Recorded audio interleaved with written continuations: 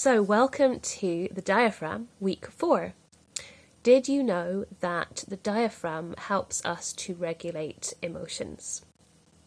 So, if we think about long COVID or any chronic long-term illness, and lots of other situations as well, but long COVID is what's most relevant here.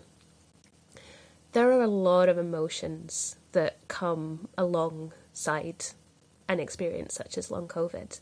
A lot of quite difficult emotions, a lot of what we would call the kind of negative emotions. So, things like loss and grief and fear and depression and, many, many others as well.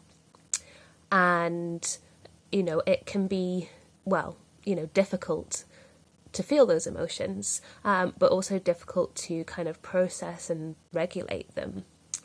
And what we also find is that shallow breathing and kind of not using your diaphragm enough or properly or even at all is often associated with suppressed emotions and sort of trauma.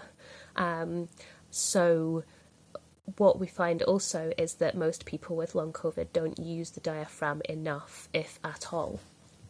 So if we then imagine that we've got quite difficult emotions coming up and then we're not using our diaphragm, it means that we're not really able to process these emotions, which means that they kind of get stuck, and that's, quite difficult and uncomfortable.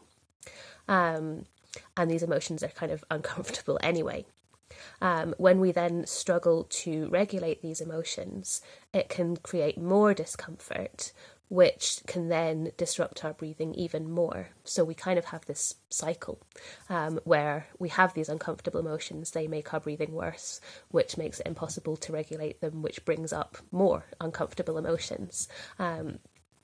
So what we can do is, by improving our use of the diaphragm, we are able to breathe more functionally and efficiently, as well as that then helping us to regulate our nervous system and our emotions and help us to process them better. So we end up in a kind of slightly better cycle.